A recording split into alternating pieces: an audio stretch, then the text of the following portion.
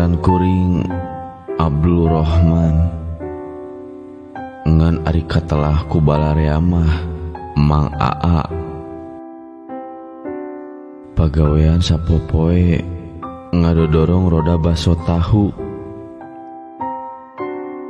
Nyacinak nama kuring teh tukang dagang baso, nguriling ka saban lembur nyorong roda baso tahu. Hiji mangsa pareng dagang teh poe Sabtu malam Minggu. Nya alhamdulillah poe eta mah dagangan teh payu pisan. Sigana wae pedah malam Minggu meureun. Malahan harita dagangan teh ngan tinggal 4 porsieun deui. Basa kuring ningali jam geus aya kana jam 11 peuting. Kusabab geus loba anu kajualna, pamikir tinggal 4 porsieun deui mah rek didagangkeun bari balik. Ninggang teu beak oge, da geus puguh poe eta mah rada mucekil batina. Jadi lamun dibawa balik ka imahna oge nya moal matak rugi. Dina muru balik ka imah, nah poe eta mah beut make hayang jalan ka Ciparai Tengah. Sedengkeun mun kuring ngaliwat ka Ciparai Tengah mah kudu ngaliwatan ke Astana Gede.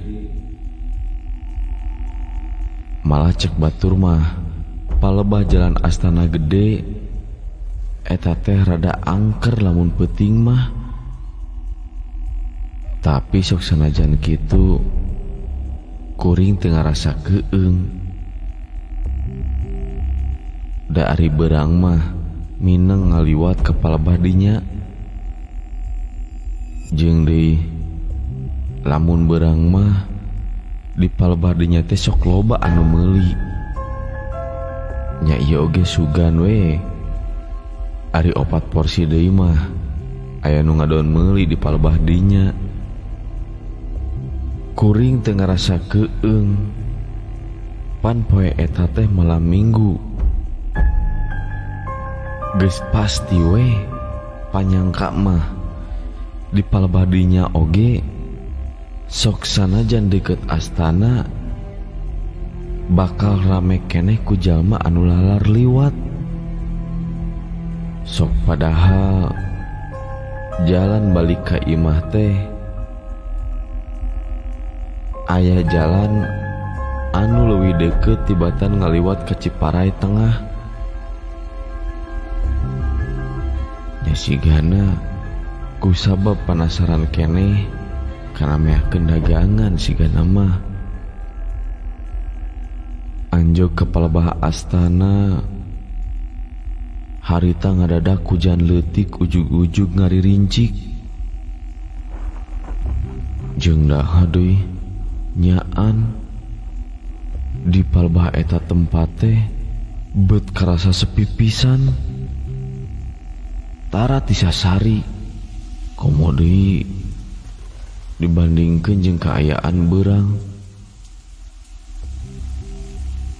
Tapi teu pati keueung teuing keur kuring. Sabab katingali di hareupeun kuring siga aya awewe jeung lalaki anu keur bobogohan. Pangangguran ku kuring disampeurkeun bari tuluy ditawaran baso tahu. Baso tahu, baso tahu, baso tahu ya pamang nyiapkeun barade cep neng bade baso tahu ya pamang nyiapkeun. Mang, baso tahu mang? Nya muhun. Cing atuh mang pangademelkeun lah 2 mangkok mah. 2 mangkok? Ah siap. Ieu teh 2 mangkok saja ieu teh. Muhun mang 2 mangkok mang, hatur nuhun mang. Ya siap.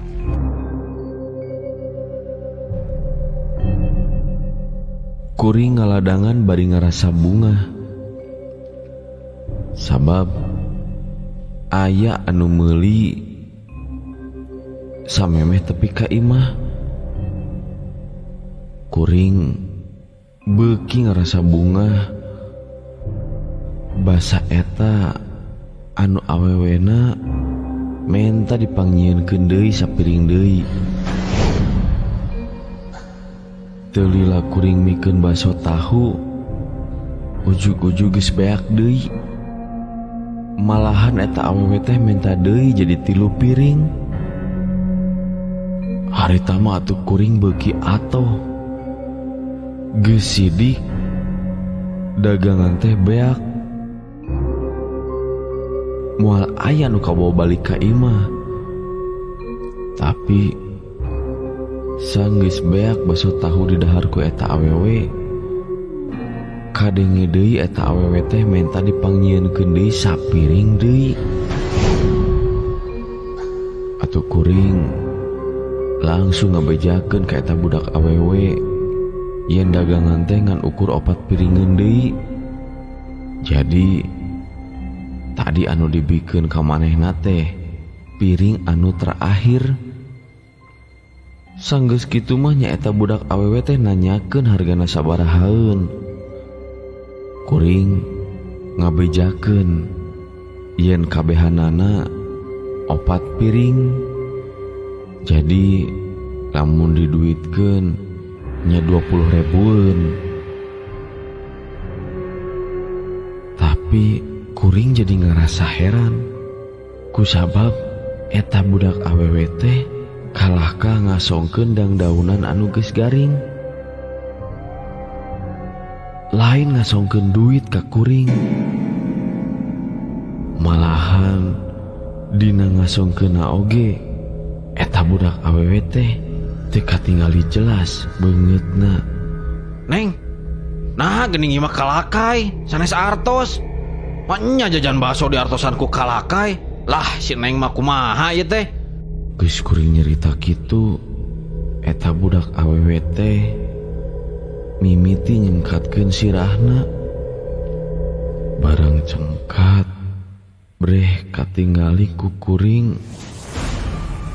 Panon kuring langsung molotot bari jeung leungeun ngeleper. Eta budak awewe teh beungeutna pias. Bari katingali panonna molongo. Sarta teu lila geus kitu eta budak awewe teh ujug-ujug nyikikik manehna seuseurean. Ningali kejadian serupa gitu mah kuring oge jadi tenoli kana roda dagangan. Kuring langsung ngaberengbeng ninggalkeun eta patempatan. Kuring lumpat satarikna geus tenoli kana tincakeun.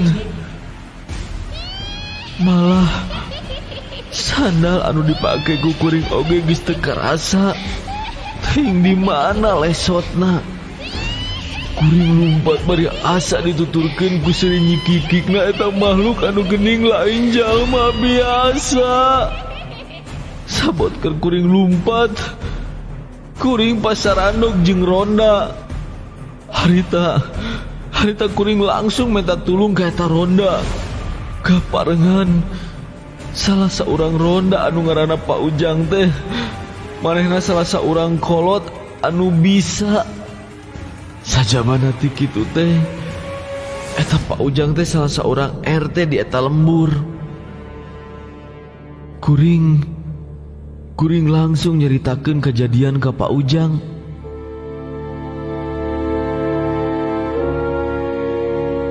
Malahan kuring minta tulung keur nyokot roda dagangan anu diculkeun di sisi jalan di palebah astana.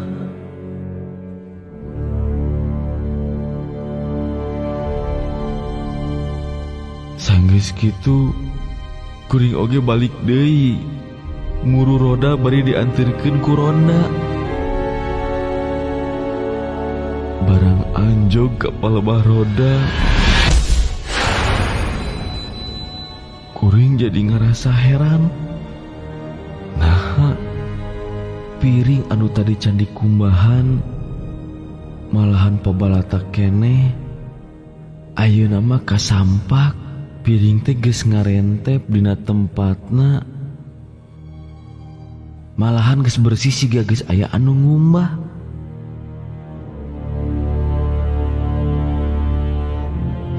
Nyesuk sanajan heran oge kusabab kuring mah masih kena ngarasa sieun nya can pati loba omong.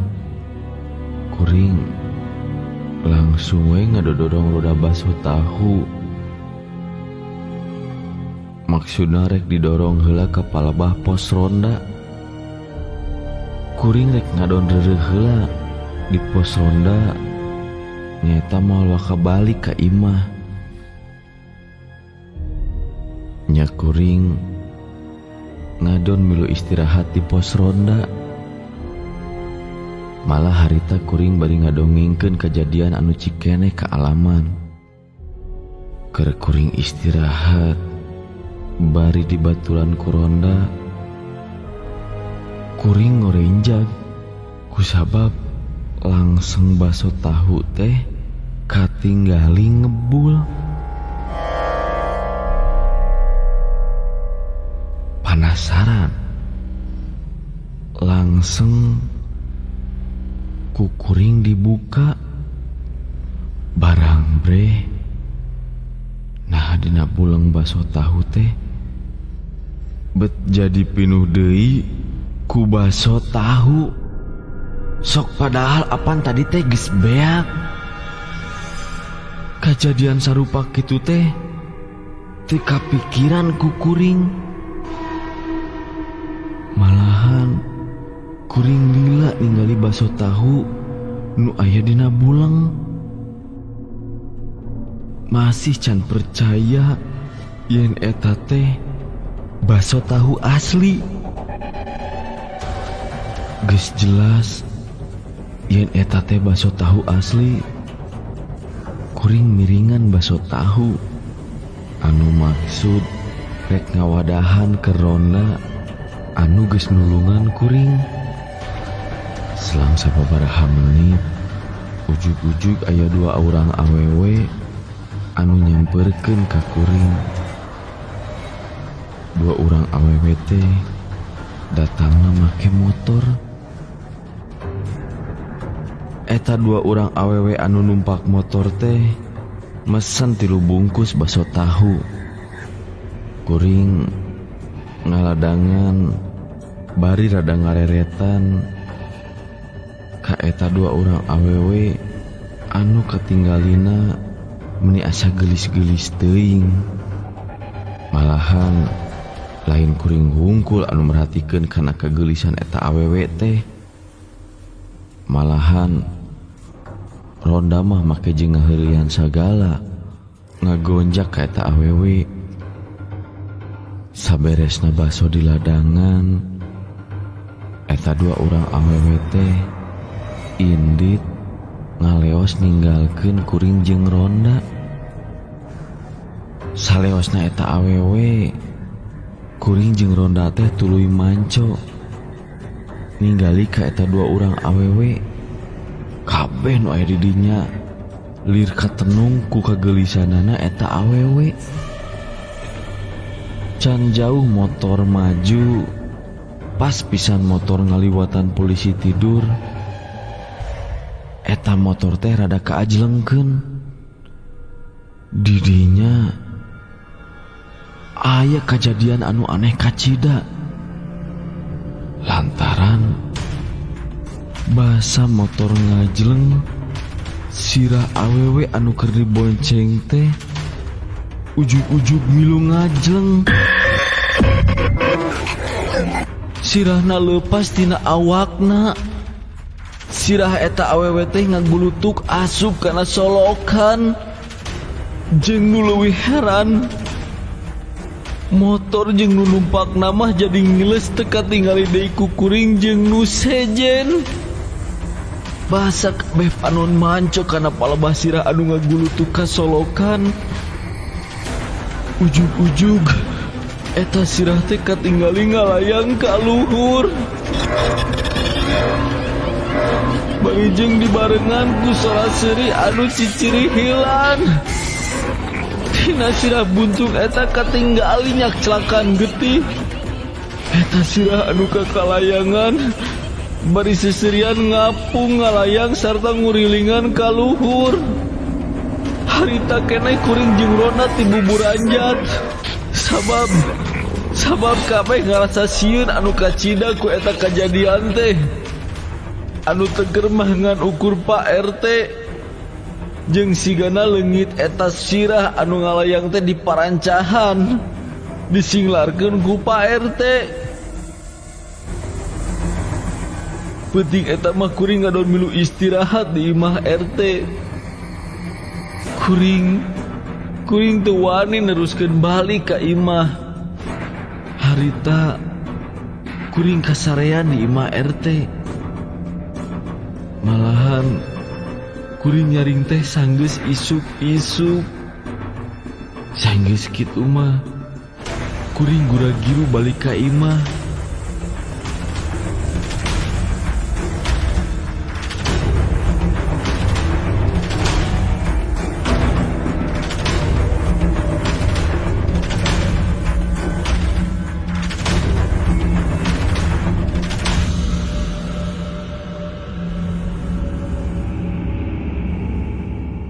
Harita kuring teu nyadar yen tadi peuting teh kuring mawa roda dagangan baso tahu.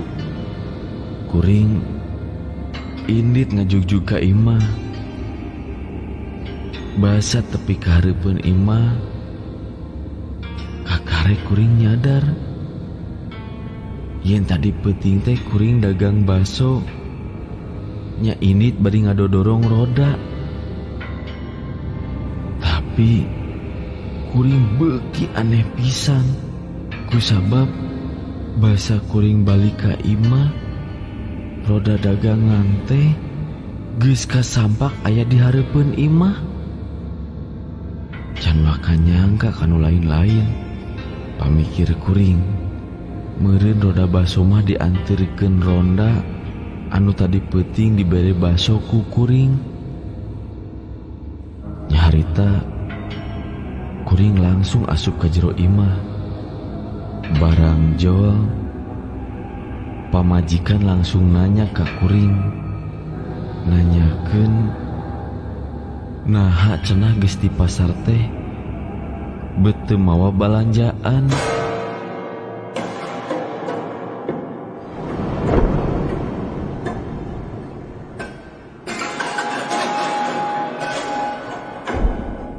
Kuring jadi ngahulang ditanya sarupa kitu ku pamajikan teh. Kuring teu bisa ngajawab kenapa nanya ti pamajikan. Nu aya ngan ukur ngarasa olohok kana eta kejadian. Malah anu leuwih reuas cenah ti peuting keneh oge kuring mah geus aya di imah. Nya pangakuan pamajikan kuring peuting tadi sare jeung pamajikan. Sok padahal apan tadi teh kuring kasarean di imah RT. Nya balik oge nepikeun ka kaberangan. Kuring sajongjongan mah jadi ngahuleng. Anu jadi pikiran lamun kitu mah nah saha atuh anu tadi peuting maturan pamajikan kuring.